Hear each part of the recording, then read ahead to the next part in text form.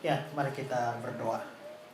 Tuhan, kami bersyukur untuk malam hari ini kami semua boleh berkumpul di tempat ini merayakan Natal, sekalipun dalam kondisi cuaca yang tidak terlalu baik. Tapi kami bersyukur dan kami berdoa kepada Tuhan supaya berikanlah ketenangan kepada kami, supaya firman Tuhan dapat diberitakan dengan baik. Kami semua bisa menerima firman ini dan merenungkannya serta melakukannya dalam hidup kami. Terima kasih Tuhan. Semua peralatan yang kami pakai untuk pemberitaan firman, kiranya Tuhan boleh tolong sehingga semua bisa berfungsi dengan baik. Jauhkan dari kerusakan, kemacetan, sehingga firman dapat sampai kepada kami. Terima kasih Tuhan. Kami orang berdosa dan kami sadar dosa bisa menjadi penghambat kami menerima berkat firman. Tuhan, tolonglah kami dan ampunilah kami. Kami siap dengar firman-Mu. Mari Tuhan berbicara buat kami. Dalam nama Yesus kami berdoa. Amin. Shalom, selamat Natal buat semuanya. Ya,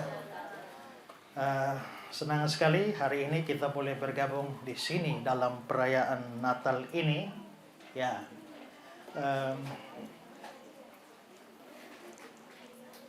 seperti tadi sudah disampaikan juga bahwa kami dari yayasan karena kali lalu ada dukung tim sepak bola dari sini ya, dan rupanya akhirnya berlanjut juga dengan perayaan Natal bersama-sama. Kami senang ya.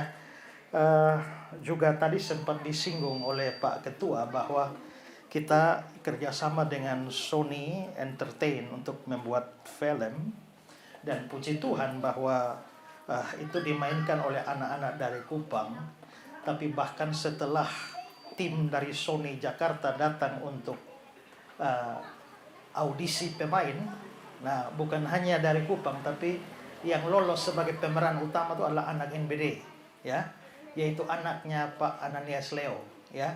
Dia menjadi pemeran utama dalam film itu, dan film itu akan diputar di seluruh Indonesia kira-kira bulan Maret atau April yang akan datang, ya. Pada waktu Pak Joret lihat cuplikan filmnya, dia bilang, "Kakak, kira-kira kita anak NBD bisa terlibat main film atau tidak?" Saya bilang, "Bisa saja, nanti kita atur ya. Semua peralatan kita menurut orang Sony itu sudah layak untuk standar bioskop ya. Jadi saya bilang, nanti bisa kita bikin film lah ya tentang sepak bola. Tapi bukan hanya urusan sepak bola, bahwa ternyata dalam sepak bola mengandalkan Tuhan juga bisa berhasil ya. Jadi mudah-mudahan tahun-tahun depan ini kita bisa buat banyak dengan anak-anak Mangga 2 ya, begitu ya. Jadi kita mau ubah image Mangga 2 itu ya, dari yang angker menjadi ramah lingkungan. ya, selamat Natal Pak Alfred ya. Pak Alfred, saya senang sudah menjadi tokoh masyarakat. Ini teman saya waktu SMP dan sering tidur sama-sama, belajar sama-sama. Senang juga bisa melayani masyarakat. Nah, baik Bapak Mama sekalian, tema kita ini adalah bergandengan tangan di dalam kasih. Memang ada banyak sifat Allah yang nampak pada waktu Natal. Sifat yang paling menonjol itu adalah kasih. Selain itu juga ada sifat yang lain. Misalnya sifat setianya Allah. Dari mana kita bisa lihat sifat setianya Allah? Karena tadi kita sudah lihat begitu banyak teman-teman yang membaca nubuat demi nubuat. Sebenarnya nubuat tentang kedatangan Yesus paling tua itu adalah terjadi sesaat setelah Adam dan Hawa jatuh ke dalam dosa. Pada waktu Tuhan Allah memberikan hukuman kepada ular atau setan, lalu dia bilang bahwa aku akan mengadakan permusuhan antara engkau dan perempuan ini, dan keturunan perempuan itu akan meremukkan kepalamu. Keturunan perempuan akan meremukkan kepalamu. Para penafsir percaya itu bicara tentang Yesus. Kejadian 3 ayat 15. Maka Injil itu adalah kabar baik. Tapi setelah manusia jatuh dalam dosa, ada kabar baik bahwa seorang keturunan perempuan akan meremukkan kepala ular, kepala setan. Maka para penafsir mengatakan Kejadian 3 ayat 15 itu Injil, kabar baik. Injil apa? Injil Kejadian, the Gospel of Genesis. Maka sebenarnya dari zaman dulu Allah sudah memberitahu tentang kedatangan Yesus kepada Abraham, Ishak, Yakub, Yesaya, Yeremia, Yehezkiel, Daniel, Mika, begitu banyak. Lalu tadi ada satu ayat yang dibacakan mungkin oleh Kak Deci tadi bilang, setelah genap waktunya Allah mengutus anaknya yang lahir dari seorang perempuan. Setelah nubuat ribuan tahun sebelumnya, setelah genapnya waktunya Allah mengutus Yesus Kristus. Berarti Allah itu adalah Allah yang setia dengan janji-janjinya. Maka Natal memberitahu kita Allah itu setia. Tapi juga di Natal kita bisa lihat Allah yang maha kuasa. Karena beberapa minggu lalu saya baru bicara di Surabaya, di satu gereja, bintang Bethlehem. Bintang apakah itu? Ada banyak pendapat. Ada yang bilang itu adalah meteor. Ada yang bilang itu adalah nova. Ada yang bilang itu adalah supernova. Ada yang menganggap bahwa itu adalah konjungsi planet. Dan ada juga yang bilang itu komet, macam-macam. Tapi di atas itu adalah bintang mujizat. Karena bintang itu menuntun orang Majus dari negeri mereka. Mungkin dari Persia atau Babilonia, Iran, ya, sampai ke tanah Israel. Itu adalah kemahakuasaan Tuhan. Bisa lihat juga bagaimana Yesus lahir dari seorang perawan. Seperti nubuat tadi, seorang perempuan muda akan mengandung dan melahirkan seorang bayi. Bagaimana mungkin seorang perempuan muda tanpa hubungan seks dengan seorang laki-laki bisa mengandung? Seorang pendeta Amerika dari Riverside Church, New York, namanya Harry Emerson Fosdick. Dia berkhotbah satu kali hari Natal. Dia bilang, aku tidak percaya Yesus lahir dari seorang perawan. Dan aku harap Anda pun tidak mempercayainya. Jikalau pendeta sudah tidak percaya Yesus lahir dari perawan, lalu apa yang mau diharapkan lagi? Persoalannya adalah bahwa jikalau ada Allah yang maha kuasa, seorang yang namanya Manford Gutzke, dia bilang, jikalau ada Allah yang maha kuasa yang melepaskan galaksi-galaksi dan planet-planet dari ujung jarinya, apa susahnya bagi Allah seperti itu untuk menanamkan satu benih mungil di dalam rahim seorang perempuan Yahudi muda? Apa sukarnya? Bahkan saya pernah berkata bahwa Allah pernah menghadirkan manusia ke dunia ini dengan 4 cara. Pertama adalah Allah tidak pakai laki-laki, tidak pakai perempuan. Waktu dia hadirkan Adam di dunia, tidak pakai laki, tidak pakai perempuan, hanya pakai tanah. Yang kedua adalah dia memakai laki tanpa perempuan. Waktu dia hadirkan perempuan, hanya pakai tulang rusuk dari laki-laki.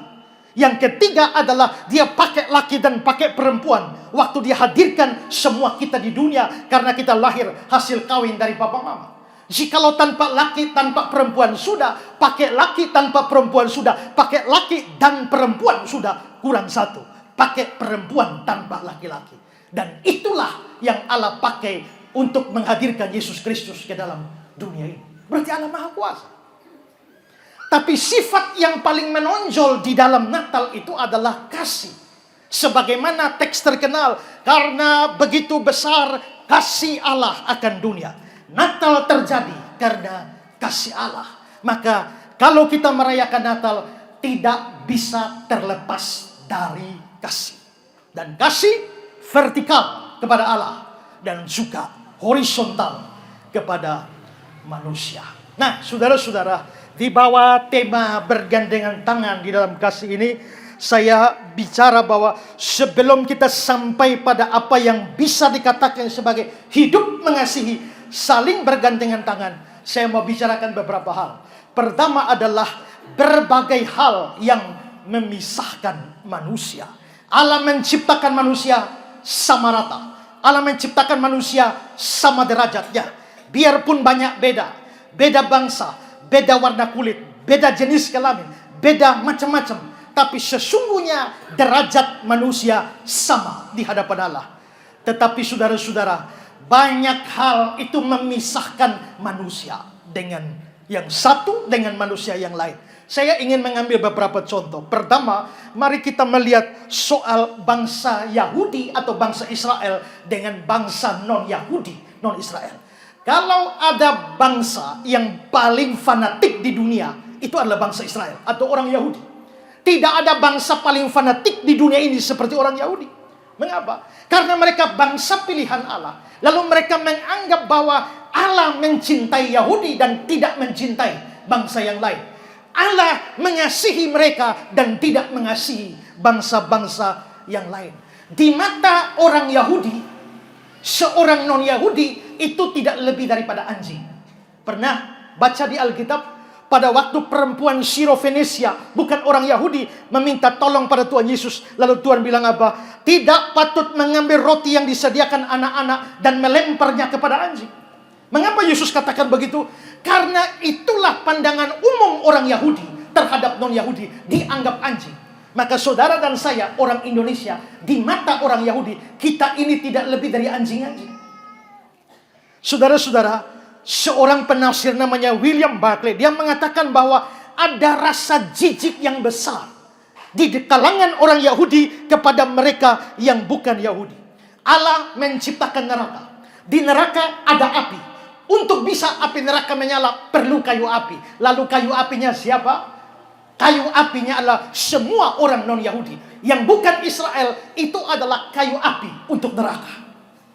Jadi kita semua, termasuk orang Indonesia, ini adalah kayu api untuk neraka di dalam kacamata seorang Yahudi.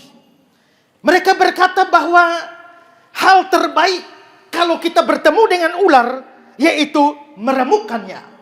Dan hal terbaik yang bisa dilakukan untuk orang non-Yahudi itu adalah membunuhnya. Kalau ada orang Yahudi di sini, di sebelah tetangganya orang non-Yahudi. Waktu orang non-Yahudi hamil mau melahirkan, tidak boleh dibantu. Karena membantu seorang perempuan non-Yahudi melahirkan seorang anak, itu sama dengan menolong kehadiran seorang kafir ke dalam dunia ini. Dan kalau sampai ada orang Yahudi, misalnya seorang anak Yahudi, menikah sama orang non-Yahudi, maka orang tuanya menyelenggarakan upacara pemakaman bagi dia. Dianggap sudah mati. Karena haram hukumnya seorang Yahudi kawin dengan orang non-Yahudi. Juga masuk ke dalam rumah non-Yahudi itu najis, itu haram. Apalagi duduk makan di rumah orang Yahudi, tidak bisa. Kalau saudara misalnya lihat kisah pasal 10 ayat yang ke-28. Ketika Petrus mau berkunjung ke rumah Kornelius, dia bilang pada Kornelius, kamu tahu betapa kerasnya larangan bagi seorang Yahudi untuk bergaul dengan orang-orang bukan Yahudi dan masuk ke rumah mereka. Bahkan saudara-saudara, ada penafsir mengatakan bahwa kalau ada orang Yahudi habis pulang dari luar kota, sebelum masuk kota Yahudi, dia pasti kebaskan kakinya. Supaya apa? Supaya debu dari non-Yahudi jangan masuk ke tanah Israel. Begitu fanatiknya mereka. Ya, fanatiknya mereka. Karena itu tidak ada hukum bagi seorang Yahudi untuk saling mengasihi dengan non-Yahudi, itu tidak ada. Ketika seorang pemuda datang bertanya, Tuhan, apa yang harus aku lakukan supaya dapat hidup kekal? Tuhan bilang, apa yang kau baca di Alkitab? Lalu dia sebut, kasihilah Tuhan Allahmu, kasih sesama manusia. Lalu Tuhan Yesus bilang, lakukan itu. Lalu dia berkata, tapi siapakah sesamaku manusia? Karena menurut orang Yahudi, sesama manusia itu sesama Yahudi. Sesama Yahudi, sesama manusia itu sesama Israel. Maka bangsa Mesir bukan sesama manusia. Bangsa Yunani bukan sesama manusia. Bangsa Romawi bukan sesama manusia. Sesama manusia hanya sesama orang Yahudi. Itulah sebabnya Tuhan Yesus kasih cerita. Ada orang yang turun dari Yerusalem ke Yeriko, langsung dirampok. Imam lewat tidak tolong. Imam itu siapa? Orang Yahudi. Lewat tidak tolong. Lalu orang Lewi lewat tidak tolong. Siapa orang Lewi? Orang Yahudi. Tapi datang orang Samaria yang bukan Yahudi. Ternyata yang bukan Yahudi itu yang tolong orang yang dirampok itu. Lalu Yesus bertanya, siapakah di antara tiga orang ini, Imam, Lewi, dan Samaria, adalah sesama manusia dari orang yang dirampok itu? Yang menjadi sesama manusia itu adalah orang Samaria. Kalau begitu memang di kalangan orang Yahudi ada satu tembok besar yang memisahkan Yahudi dengan non-Yahudi. Tidak bisa bersatu, tidak bisa saling tolong, tidak bisa saling mengasihi. apalagi bergandengan tangan. Tidak bisa. Itu hal pertama. Kedua, ada tembok besar memisahkan. Pertama, tembok besar memisahkan Yahudi dan non-Yahudi. Kedua, ada tembok besar memisahkan laki-laki dan perempuan. Di dalam budaya Alkitab, itu sifatnya patrinial. Patrinial itu menekankan laki-laki, mengabaikan perempuan. Kalau matrinial, itu menekankan perempuan. Patrinial, laki-laki lebih diutamakan. Perempuan itu dianggap warga kelas 2. Maka di dalam sidang-sidang pengadilan, seorang perempuan tidak layak menjadi saksi. Ditolak. Budaya pada waktu itu merendahkan perempuan. Ada orang pernah bertanya kepada saya, Pak Pendeta, mengapa Tuhan Yesus pilih murid-murid 12 orang dan 12-nya laki-laki? Kenapa tidak ada rasul perempuan? Karena kalau sampai Tuhan Yesus pilih rasul perempuan, tidak ada orang mau dengar seorang perempuan khotbah waktu itu. Maka percuma. Di Lukas pasal 8, ada sejumlah perempuan yang mendukung pelayan Yesus. Tapi mereka hanya mendukung lewat harta mereka. Mereka tidak bisa berkhotbah, tidak bisa bersaksi, tidak bisa menginjil. Hukum atau adat budaya waktu itu tidak mengizinkan perempuan bicara di dalam pertemuan-pertemuan umum atau halayak ramai, dan tidak masuk hitungan. Yesus dengan menggunakan 5 roti dan 2 ikan memberi makan berapa orang? 5.000 orang. Tapi ada tambahan, tidak termasuk perempuan dan anak-anak. Maksudnya perempuan dan anak-anak ikut makan, tapi tidak ikut dihitung. Yang dihitung cuma laki-laki 5.000 orang. Perempuan tidak perlu dihitung. Sekarang kalau kita pergi ke gereja, duduk suami istri campur. Sekarang juga duduk di sini juga laki perempuan boleh berdampingan. Di bait Allah Yahudi tidak bisa laki campur perempuan. Perempuan ada biliknya sendiri, namanya bilik perempuan. Laki-laki sendiri. Dan dalam catatan-catatan resmi, nama perempuan tidak perlu disebut. Kenapa? Tidak penting. Makanya saya pernah bilang bahwa ada 8 orang selamat di dalam peristiwa air bah. 8 orang di atas bahtera. Siapa? Nuh, Sem, Ham, Yafet. Lalu istrinya Nuh, istrinya Sem, istrinya Ham, istrinya Yafet. 8 orang. Tapi yang disebut nama semua laki-laki. Nuh, Sem, Ham, Yafet. Istrinya Nuh tidak disebut namanya. Istrinya Sem, Ham, Yafet tidak disebut namanya. Lalu orang tanya, Pak Pendeta, siapa nama istrinya Sem, istrinya Ham, istrinya Yafet? Saya jawab, Nyonya Sem, Nyonya Ham, Nyonya Yafet. Tidak disebutkan namanya. Siapa namanya ayah Abraham? Disebut namanya laki-laki, Terah. Tapi siapa nama ibunya tidak disebut. Kenapa? Karena perempuan. Silsilah resmi, nama perempuan tidak boleh masuk. Makanya dibilang, lalu Abraham memperanakan Ishak. Yang hamil siapa? Abraham. Tidak kan? Yang hamil itu istrinya Abraham. Tapi tidak dibilang, lalu Sarah memperanakan Ishak. Tidak, Abraham peranakan Ishak. Ishak peranakan Yakub. Padahal yang hamil istrinya Yakub. Jadi biarpun perempuan yang hamil, yang dibilang memperanakan bukan perempuan, tapi laki. Maka ada tembok besar. Pertama memisahkan Yahudi, non-Yahudi. Yang kedua, tembok besar memisahkan laki-laki dan perempuan. Yang ketiga, ada tembok besar memisahkan antara yang kaya dan yang miskin. Dunia ini dengan segala macam kebudayaan, kita bisa jumpai dalam banyak kebudayaan bagaimana orang-orang kaya diutamakan, sedangkan orang-orang miskin dipinggirkan. Orang-orang kaya dihargai dan dihormati, sedangkan orang-orang miskin tidak diberikan nilai apa-apa. Ada seorang yang namanya Nazaruddin dari Irak. Satu kali dia diundang ke pesta makan-makan. Lalu dia pergi ke sana, dia memakai baju yang buruk sekali. Begitu dia masuk ke ruang pesta, langsung ditahan oleh penjaga di situ. Kamu siapa? Nazaruddin. Mau bikin apa di sini? Saya diundang pesta. Si petugas lihat dari ujung rambut, ujung kaki dengan pakaian model semacam ini, diusir, pulang. Kau tidak layak masuk di sini.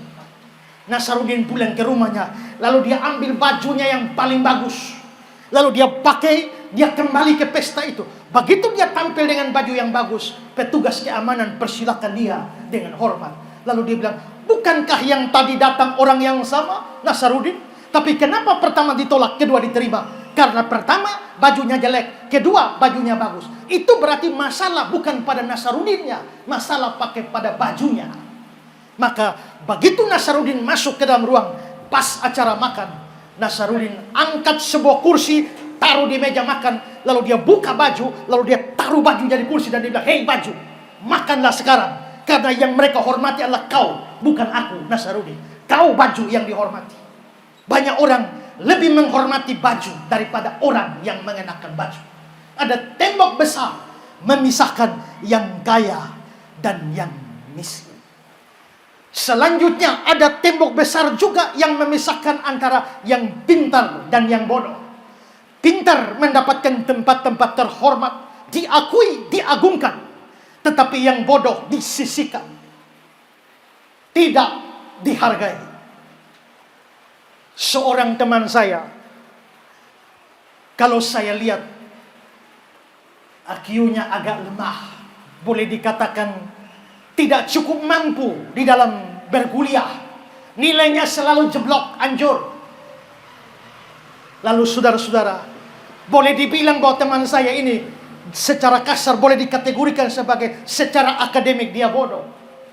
Tapi biarpun dia bodoh, dia naksir seorang gadis yang cantik. Lalu dia bilang pada saya, Kak Isra, bisa tolong saya? Tolong apa? Tolong kasih tahu itu Nona, beta mau dengan dia. Ini zaman dulu belum ada WA.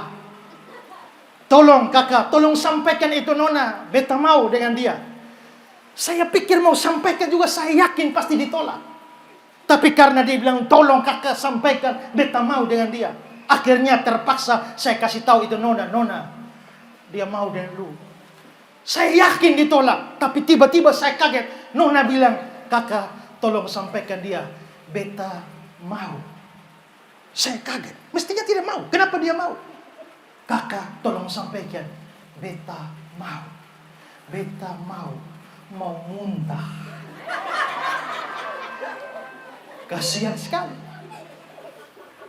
Jadi masih macam-macam hal yang lain. Jadi kita bisa lihat bahwa dunia kita, baik dunia Alkitab maupun dunia sekarang, selalu ada tembok yang menyebabkan kita tidak bisa bergandengan tangan.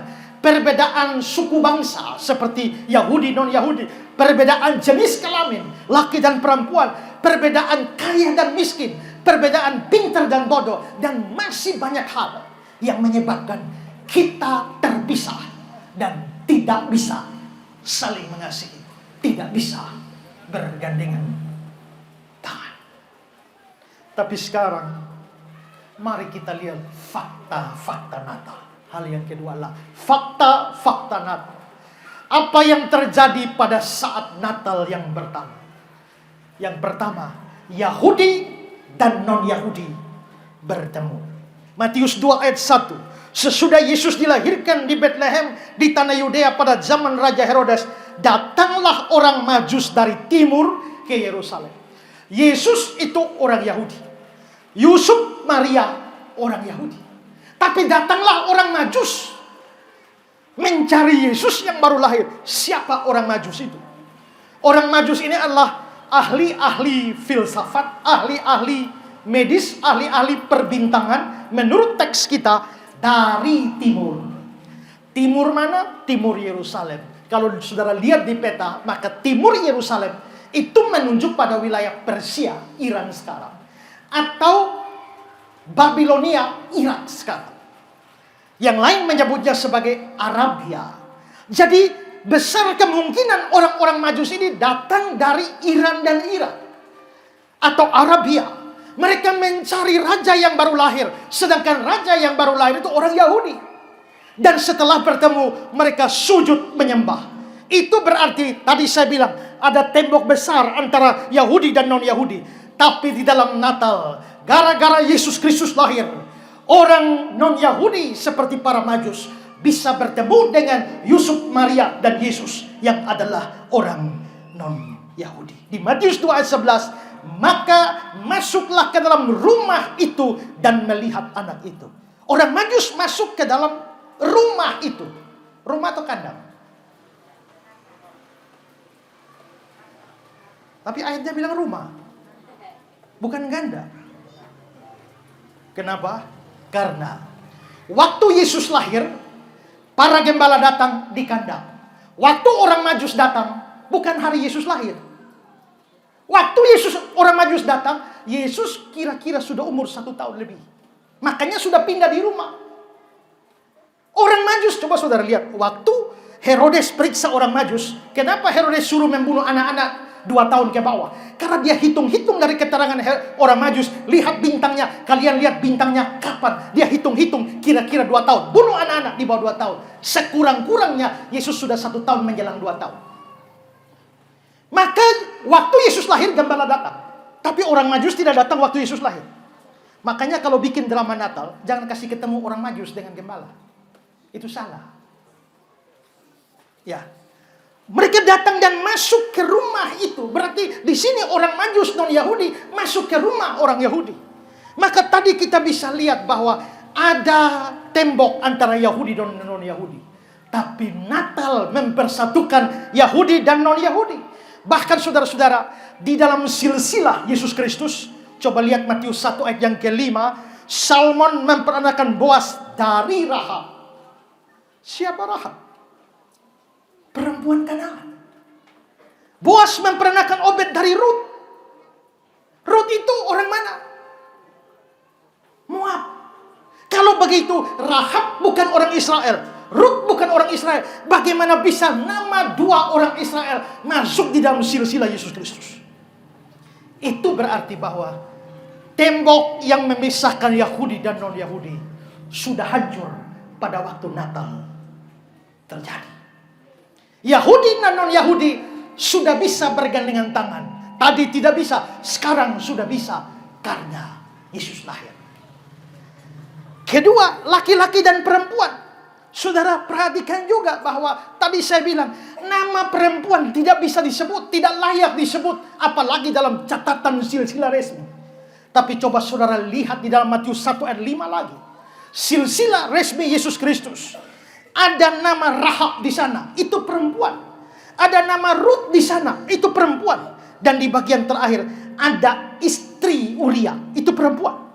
Lalu di Matius 1 ayat 16, Yakub memperanakan Yusuf suami Maria, perempuan lagi. Maka Natal memberi tempat kepada perempuan. Budaya patrilineal Yahudi tidak memberi tempat kepada perempuan. Tapi Natal dalam silsilah Yesus Kristus, perempuan itu masuk di dalam. Itu berarti Natal kelahiran Yesus menghancurkan tembok yang memisahkan laki-laki dan perempuan. Ketiga, pintar ketemu bodoh. Siapa orang Majus? Saya bilang tadi, orang Majus itu orang pintar. Kalau saudara di dalam Daniel 2 ayat 2, saudara baca di sana adalah ahli jambi. Di dalam Alkitab bahasa Inggris King James, dia menerjemahkan sebagai astrologers, ahli-ahli perbintangan. Dan saudara lihat dalam King James itu dia menggunakan wise men, orang-orang bijaksana. Di dalam terjemahan Indonesia saya dia bilang ahli ilmu bintang. Berarti orang Majus pintar. Yusuf sekolah di mana? Maria sekolah di mana? Rasanya Yusuf dan Maria bukan orang pintar, orang biasa-biasa saja. Yesus baru lahir, belum sekolah. Tapi orang-orang Majus ini orang-orang pintar, ahli-ahli. Bagaimana para ahli bisa ketemu orang biasa? Karena Yesus lahir. Berarti Yesus yang lahir bikin ketemu Yahudi dengan non-Yahudi, bikin ketemu laki dan perempuan, bikin ketemu orang pintar dan orang bodoh. Berikut lagi, kaya ketemu miskin. Orang-orang Majus itu orang kaya. Beberapa penafsir mengatakan mereka adalah raja-raja dari timur. Tapi tidak dikatakan dalam Alkitab. Tapi fakta Di Matius 2 ayat 11. Mereka mempersembahkan emas, kemenyan, dan mur. Apa itu emas, kemenyan, dan mur? Itu adalah hasil-hasil terbaik negeri timur. Berarti mereka datang bawa emas, mur, dan kemenyan. Orang Majus, orang kaya. Tapi Yusuf, Maria, orang miskin. Tidak bisa punya uang sewa tempat Yesus lahir. Hanya lahir di kandang. Selain itu, kalau saudara baca bagaimana Yesus dipersembahkan dengan sistem korban perjanjian lama. Yusuf dan Maria mempersembahkan sepasang burung tekukur. Di dalam aturan imamat, orang bukan persembahkan burung tekukur, harus anak domba.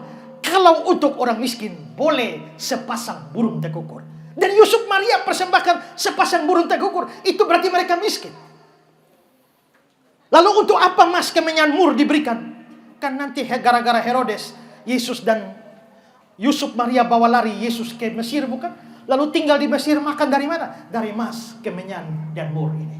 Berarti pada waktu Yesus lahir, kelahiran Kristus, pertemukan orang Majus yang kaya dengan Yusuf Maria yang miskin. Tadi kita sudah lihat banyak tembok memisahkan, tapi seluruh tembok itu dihancurkan melalui kelahiran Yesus Kristus. Kalau begitu, waktu Yesus lahir, Yahudi dan non-Yahudi harus bersatu. Laki dan perempuan harus bersatu. Kaya dan miskin harus bersatu. Pintar dan bodoh harus bersatu. Karena kelahiran Kristus menyatukan semuanya, meruntuhkan setiap tembok yang memisahkan seorang dengan yang lain. Kalau begitu, apa aplikasi semua ini bagi kita? Aplikasi bagi kita adalah, jikalau Yesus sudah lahir dan meruntuhkan semua tembok pemisah, maka di sini kita harus belajar untuk apa? Untuk bergandengan tangan di dalam kasih. Tadinya ada banyak orang tidak bisa bergandengan tangan. Yahudi dan non-Yahudi tidak bisa gandeng tangan. Kaya miskin tidak bisa. Laki perempuan tidak bisa. Pintar bodoh tidak bisa. Tapi Natal sudah terjadi. Hancurkan semua itu. Maka sekarang, tidak peduli bangsa apapun, suku bangsa apapun, kita satu di dalam Kristus. Tidak peduli laki perempuan, kita sama di hadapan Kristus. Tidak peduli pintar atau bodoh, kaya atau miskin, di hadapan Tuhan kita semua sama. Kalau begitu, Natal sebenarnya memberi pesan kepada kita, jangan membeda-bedakan setiap orang, karena Tuhan di dalam Natal telah mempersatukan kita semua. Gandhi, Mahatma Gandhi, tokoh India terkenal itu, dia seorang Hindu. Tapi menariknya adalah ada tokoh yang paling dikagumi oleh Gandhi, itu adalah Yesus Kristus.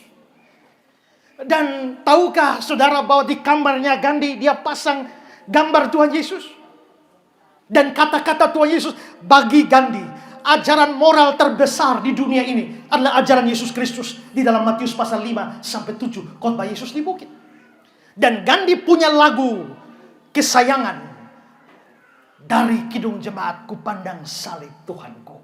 Gandhi begitu kagum kepada Yesus. Dalam kekaguman kepada Yesus, Gandhi mulai mengunjungi gereja.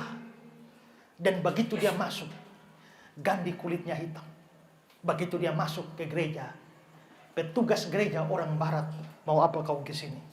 Mau ke gereja. Tidak boleh kau gereja di sini. Kenapa? Ini gereja khusus kulit putih. Kalau kau mau cari gereja khusus kulit hitam, ada di sana.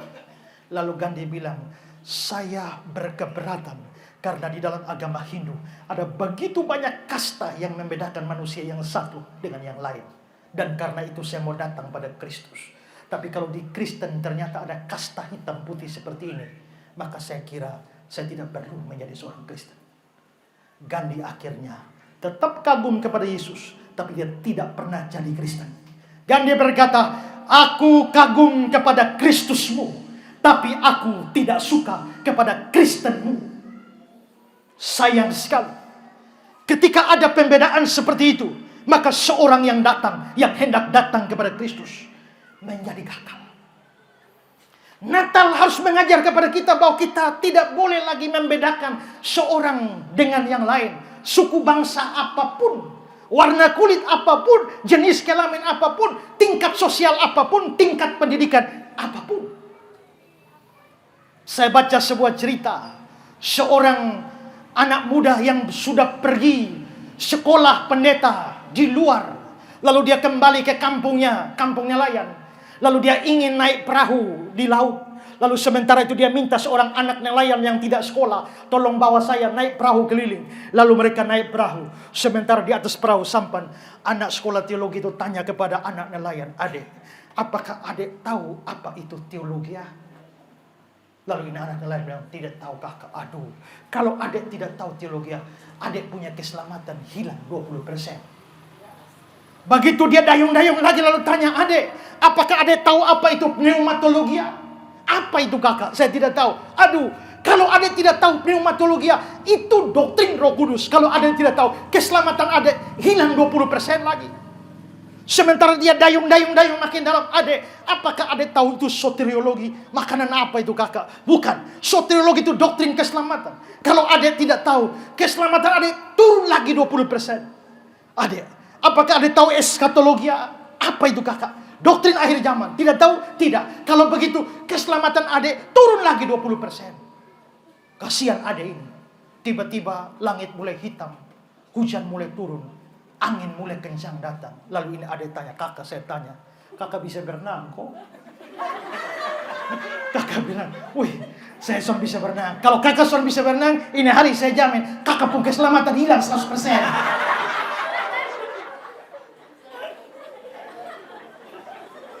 Kita seringkali karena lebih pintar atau lebih pengalaman, kita menilai orang lain sedemikian rendah.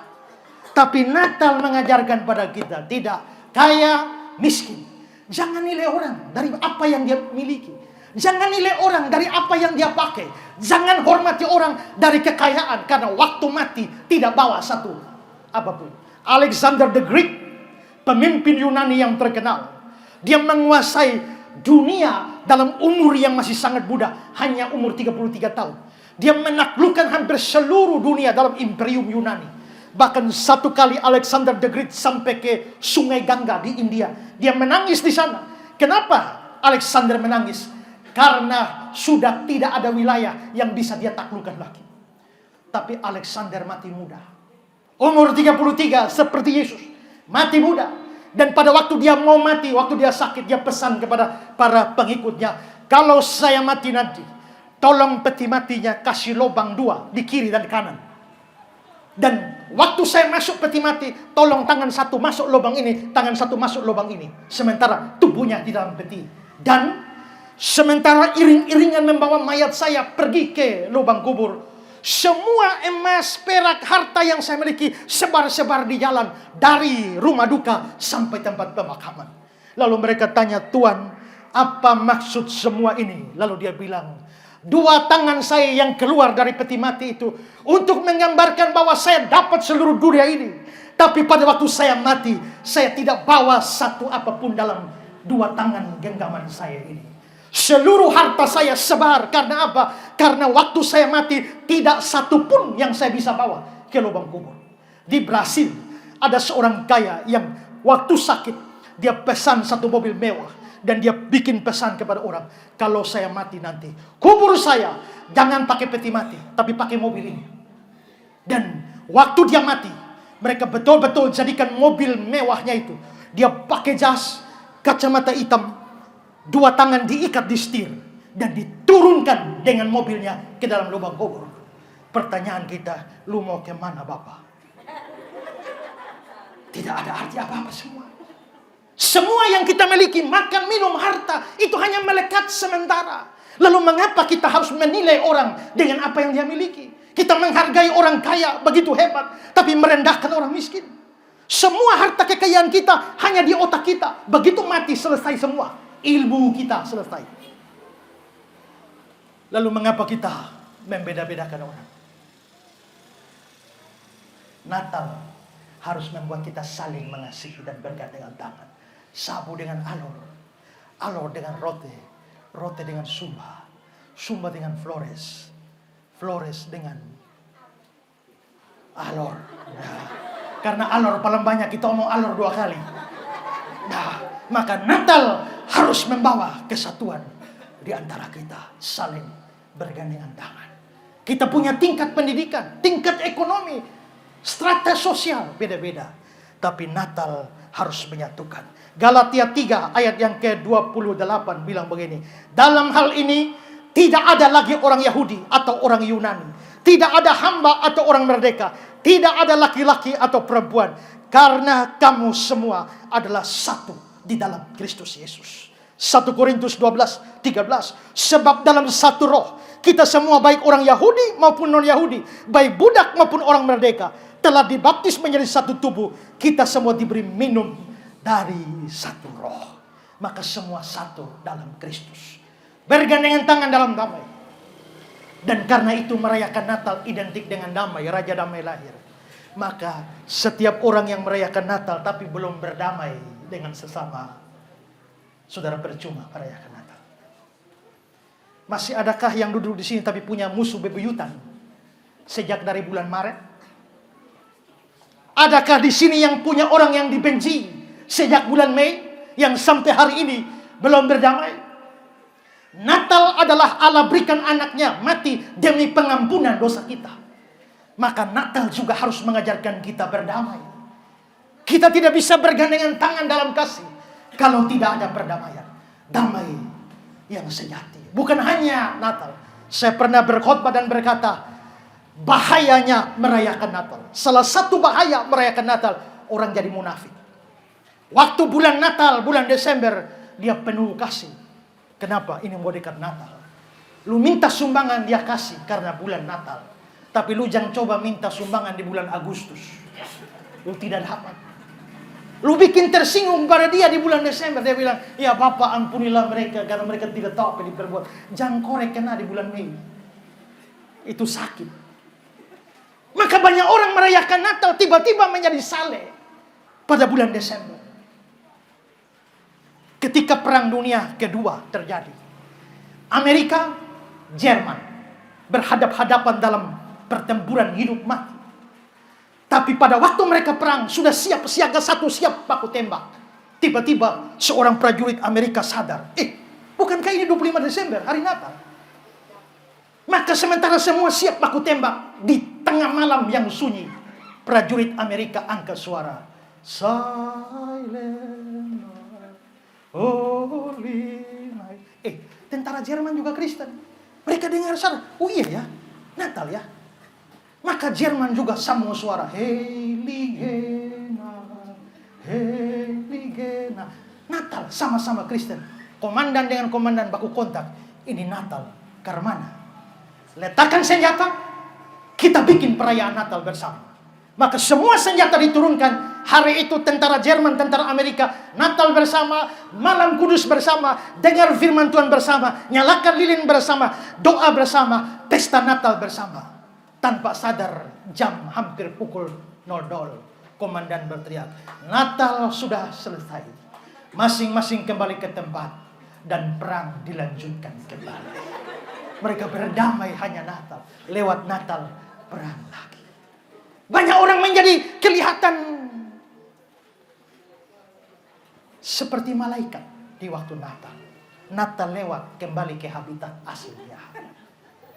Tapi kalau kita betul-betul mau hidup dalam kasih bergandengan tangan, pengampunan, memaafkan satu sama lain. Kalau ada di antara kita warga NBD dan sekitarnya yang masih menyimpan kemarahan, kebencian satu sama lain, biarlah Natal ini boleh menghapuskan seluruh dengki dan benci sehingga bisa bergandengan tangan dalam Natal. Selamat Natal. Tuhan Yesus memberkati.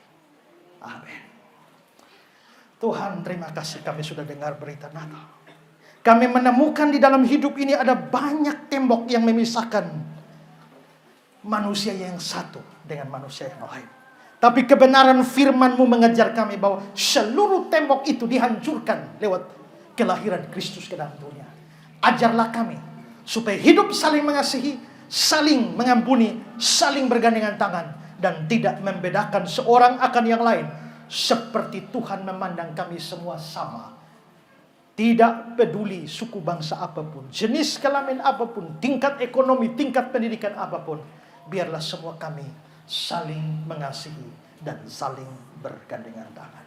Dalam nama Tuhan Yesus kami berdoa. Amin.